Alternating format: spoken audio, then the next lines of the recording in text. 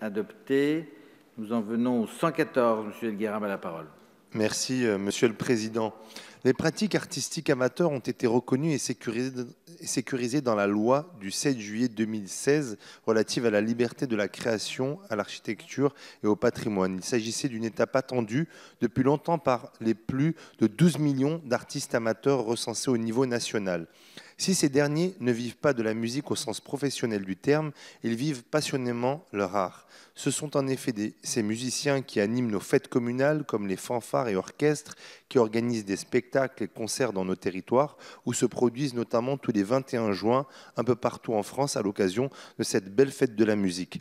Ils peuvent également dispenser des cours de chant de musique dans un cadre associatif. Or, il n'est fait aucune référence dans cette proposition de loi à tout ce pan de la création artistique qui, aux côtés du secteur professionnel, participe à la vitalité de la pratique musicale dans les territoires et à l'économie de la musique française. Par ailleurs, les enjeux économiques liés à la révolution numérique et aux évolutions des pratiques des publics l'impactent tout autant que le secteur professionnel.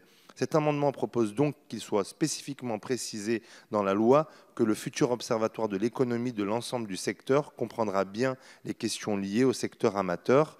L'observatoire créé vise à mieux analyser le champ économique des ventes, des méthodes de diffusion des œuvres musicales et globalement l'impact économique de la musique sur l'économie française. Il pourrait également s'intéresser au monde amateur qui n'a pas les moyens de s'appuyer sur des analyses techniques poussées comme le monde professionnel peut le faire. Cet observatoire pourrait donc fournir des données concrètes et utiles pour les associations, mais aussi prodiguer des conseils, participer à l'élaboration de guides avec comme objectif d'anticiper les besoins des associations d'amateurs. Et cet amendement tient très à cœur à mon collègue Molac qui n'est pas là pour le défendre. Merci, monsieur le rapporteur. Merci, monsieur le président. Cher collègue Elguerab, oui, c'est important, vous avez raison. La pratique amateur dans le domaine musical est essentielle et je peux d'autant plus le dire que c'est un ancien maire adjoint, entre autres avec une délégation culture qui, vous le dit, est sur un territoire où en effet la pratique amateur musicale et à travers aussi les écoles de musique, voilà, c'est très imprégné sur les territoires. D'ailleurs, dans le rapport avec Émilie Cariou, nous avions bien mis l'accent sur cette partie d'activité musicale, au-delà même de la mission qui nous était demandée, plus orientée sur l'industrie en tant que telle. Voilà. Mais bon, cependant, voilà. Vous l'aurez vu dans le rapport, et ce qui sera demandé en premier chef au CNM, ça a une mission d'observation et d'observatoire et d'état des lieux, en effet, en premier chef sur l'industrie, mais rien n'interdit d'élargir le champ pour avoir un diagnostic beaucoup plus large. Rien n'interdira le champ d'intervention de cet observatoire à travers le CNM. Voilà.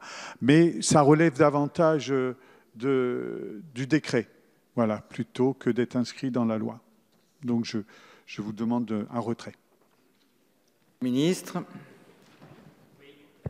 Merci. Oui, je suis même avis que monsieur le rapporteur. Il faut bien comprendre que le Centre national de la musique va reprendre les missions qui étaient exercées précédemment par les différents organismes, notamment le CNV. Or, la mission d'observation du CNM, on l'a dit, enfin du CNV, était une mission qui prenait en compte les enjeux économiques du secteur amateur. Et donc, le CNM va bien reprendre l'observation des enjeux économiques du secteur amateur. Et donc, l'amendement est superflu. Donc, je vous propose de le retirer. Je mets donc aux voix le 114. Avis défavorable de la Commission et du Gouvernement. Qui est pour son adoption? Contre? Rejeté.